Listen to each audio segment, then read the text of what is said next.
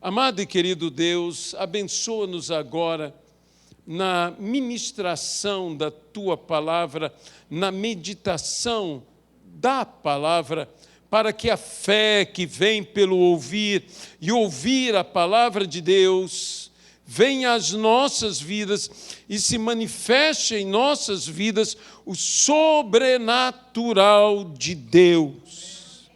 A fé que traz à existência as coisas que não existem, possa trazer à existência, ó Pai, milagres em nossas vidas. No nome de Jesus Cristo.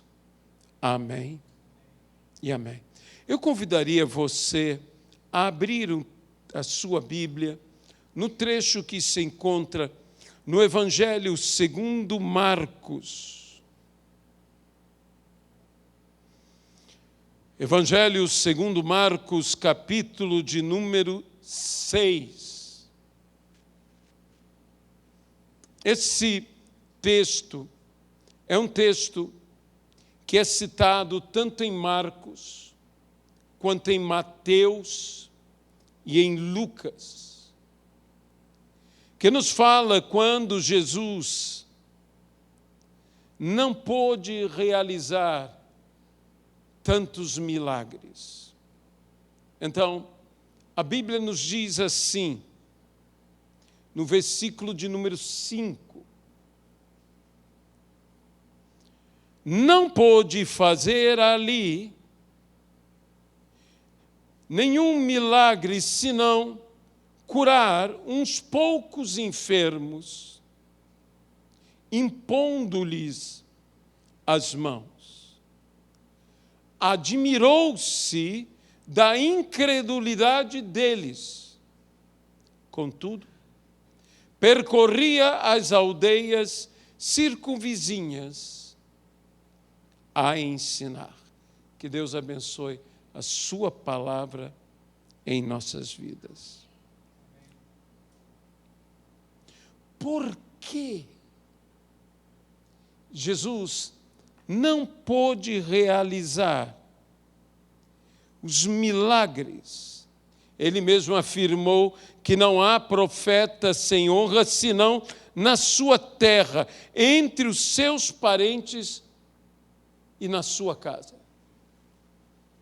Jesus ali não pôde realizar os milagres que costumeiramente realizava, senão curar uns poucos enfermos, impondo-lhes as mãos. E nos diz que admirou-se o Senhor Jesus da incredulidade. Deixe-me dizer algo sobre esse texto. Normalmente as pessoas têm uma ideia que Jesus ficou limitado na sua operação de milagres. Isso não aconteceu. Nem poderia acontecer. Por que a incredulidade foi uma barreira tão grande? Normalmente as pessoas associam isto como que se Jesus ministrasse e as pessoas não pudessem ser curadas. Que dizem assim, é necessário ter fé para ser curado. A Bíblia diz algo interessante, é necessário ter fé para aproximar-se de Deus. Fé nos aproxima, nos faz estar junto. Obviamente que nós entendemos que a incredulidade é uma barreira à fé e uma barreira, portanto, à operosidade do sobrenatural em nossas vidas. Mas eu te pergunto, que fé tinha Malco? Você se lembra de Malco?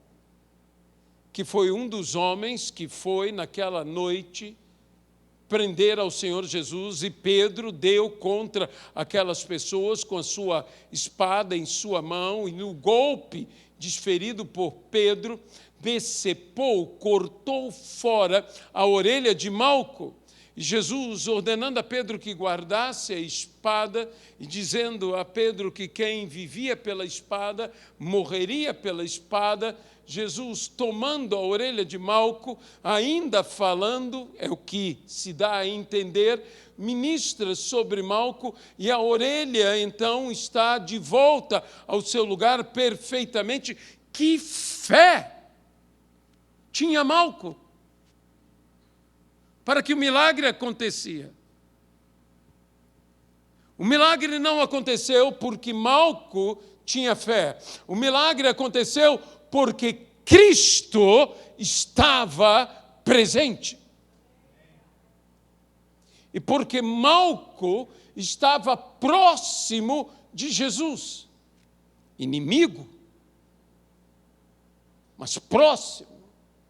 E Jesus, assim, ministrou, curou a este homem que, muito distante de crer em Cristo, talvez até mesmo pudesse odiar a Cristo e estava possivelmente ressentido com toda a situação, porque haviam decepado a sua orelha.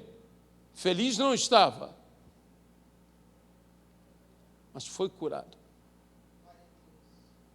Deixe-me dizer uma coisa: a nossa falta de fé, a nossa incredulidade não limita a Jesus Cristo. Nada limita ao nosso Deus, pois o nosso Deus é onipotente. Com fé ou sem fé, querendo Deus, Ele age. Agindo Deus, quem impedirá?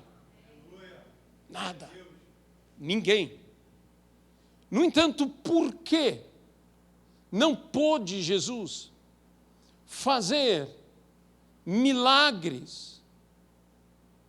Porque não iam até Jesus. É necessário que aquele que se aproxima de Deus creia nele. Ou, como diz o texto, creia que ele existe. Se você não crê, você não se aproxima. Se há incredulidade, não se busca ao Senhor, não se busca a cura, não se busca a Jesus. Lembre-se daqueles 4 homens que levaram o seu amigo. O que eles fizeram? Eles levaram o seu amigo até o Senhor. Eles foram até o Senhor e eles então tiveram fé para ir ao Senhor, para pedir ao Senhor a cura, e vendo-lhe Jesus a fé. A fé de irem, a fé de levarem. A gente que tem fé para ir, a gente que tem fé para, além de ir, levar outros. E nós precisamos ter esse tipo de fé. Admirou-se o Senhor a incredulidade. E realmente a incredulidade é uma barreira para a operosidade do sobrenatural em nosso meio, nas nossas vidas, no nosso viver. Por quê?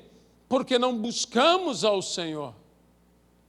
Porque não pedimos ao Senhor. Porque não nos aproximamos do Senhor. Mas qual seria a solução?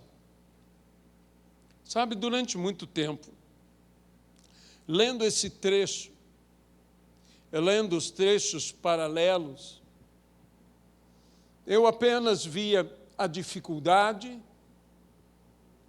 a infelicidade da não operosidade do sobrenatural, da forma como o Senhor gostaria que se manifestasse. Vejo esses poucos que foram curados quando Jesus lhes impôs suas mãos, mas, lendo esse texto com mais atenção, percebi a solução que Cristo deu. E a solução foi ensinar. Essa foi a solução. Se a incredulidade é o problema, o ensino é a solução. Meus amados irmãos, nós vivemos dias em que a igreja está, de alguma forma, se distanciando da prioridade do ensino. Lembre-se que Jesus, quando comissionou-nos como igreja a irmos por todo o mundo e pregarmos o evangelho a toda criatura, disse: quem crer e for batizado será salvo, quem, porém, não crer será condenado. Mas Jesus também disse: vão por todo o mundo, preguem em todas as nações, e acrescentou o Senhor: ensinando tudo o que eu vos tenho dito. Não é uma questão apenas de levarmos, e que isso não é pouco, que entenda bem o que eu estou querendo dizer, de pregarmos o evangelho, as boas novas de salvação, em toda parte, em todo o mundo, mas também compete a nós, juntamente com esta palavra de salvação, trazer o ensino. Porque assim disse Jesus: ensinando todas as coisas que vos tenho dito, e eis que estou convosco até o final, até os últimos dias. Nós temos que ganhar almas, nós temos que libertar vidas, nós temos que operar no sobrenatural, mas nós temos que ensinar. E ensinar foi a solução de Jesus. Já que havia falta de fé, já que sobrava a incredulidade, Jesus então começa em toda a circunvizinhança, em toda a região, nós diríamos assim, ele começa a ensinar. E nós precisamos compreender que o ensino vence a incredulidade. Nós precisamos voltar a ensinar. Estamos com todo o desejo de intensificar e fortalecer mais a escola bíblica dominical, tanto para crianças quanto para adultos. O ensino é primordial. Eu me espantei quando um ministério de ensino ligado à APEC, que é um ministério de ensino reconhecido no mundo inteiro, foi a alguns ministérios, a algumas igrejas, dispor-se a ajudar a igreja ou o ministério no ensino das Escrituras, com crianças, com adultos. E muitos pastores disseram: nós não precisamos, nós não queremos. Meus irmãos, se nós não tivermos ensino, nós não teremos fundamentos. Se nós não tivermos fundamentos, nós não teremos base. Se nós não teremos base, todo o nosso crescimento cresce para um dia cair. Então, nós precisamos de ensino. As igrejas têm que voltar à urgência do ensino. É dito por alguns: bem, nós temos nosso culto de doutrina, nosso culto de ensino. Isso é bom, louvo ao Senhor por isso que há, mas você tem que estudar aplicando-se a estudar intensamente as Sagradas Escrituras, com profundidade, conhecendo as Escrituras. Nós temos que fazer isso. Porque aquelas pessoas eram incrédulas, porque elas não tinham conhecimento bíblico para reconhecer Jesus como ele o era, o Messias. Elas não tinham esse conhecimento. Elas o conheciam como filho do carpinteiro, elas conheciam como filho de Maria, elas não estavam reconhecendo Jesus com as Escrituras e nas Escrituras. Nós precisamos conhecer ao Senhor com as Escrituras e nas Escrituras. E para isso necessitamos de ensino. Se queremos um culto, como o culto que estamos aqui realizando, culto de oração, impondo as mãos, pedindo ao Senhor que cure, pedindo ao Senhor que liberte, pedindo ao Senhor que transforme, pedindo ao Senhor que faça um milagre que cada pessoa necessita, seja em seu corpo, em sua vida, em sua família, no seu trabalho, no seu viver, no sentido mais amplo possível. Nós precisamos nos fundamentar na palavra de Deus com profundidade.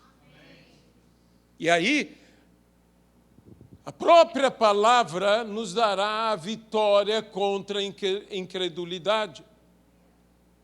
John Piper disse: se a fé vem pelo ouvir e ouvir a palavra de Deus, ou pelo estudar a palavra de Deus, o não estudar a palavra de Deus, o que causa? A incredulidade. O efeito contrário de ouvirmos a palavra de Deus, que traz fé, o não ouvirmos, o não estudarmos, traz incredulidade. Busquemos. Por isso estamos fazendo essa campanha de lermos a Bíblia em um ano, de nos esforçarmos, de termos aqui o seminário teológico, que irá recomeçar em fevereiro. Nós estamos com todo esse nosso esforço e estamos para fortalecer a escola bíblica dominical. Tem muita gente que não quer nem mais escola dominical. Diz, não, meu culto de ensino é durante a semana, eu não tenho escola dominical. Meus irmãos, saibam que, volto a dizer, estudar a palavra sistematicamente, com metodologia, metodicamente, portanto, isso nos faz conhecer as Escrituras. Nós precisamos disso. E quando assim fizermos, creia, nós estaremos fortalecendo a nossa fé. E quando assim fortalecermos a nossa fé, os milagres seguirão aqueles que creem. Aqueles que creem. Em meu nome expelirão demônios, falarão novas línguas, se impuserem as mãos sobre os enfermos, eles serão curados. A Bíblia ainda nos diz, no mesmo texto de Marcos, nos diz, pegarão em serpentes, e se alguma coisa mortífera beberem, não lhes fará mal. Há milagres e mais milagres, esperando o quê? Que creiamos. Porque esses milagres seguem. Esses milagres, eu bem poderia traduzir esses seguem como acompanham. Andam junto com aqueles que creem. E Jesus nos disse, se creres, verás a glória de Deus. Amado e querido Deus, abençoa-nos, Senhor. Abençoa-nos aqui, manifesta plenamente o teu poder.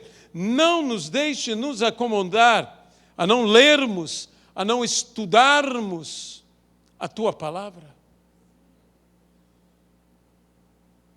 a não nos aprofundarmos no seu ensino. Abençoa-nos, ó Pai, no nome de Jesus Cristo. Que o Senhor nos abençoe aqui, no nome do Senhor. Amém e amém.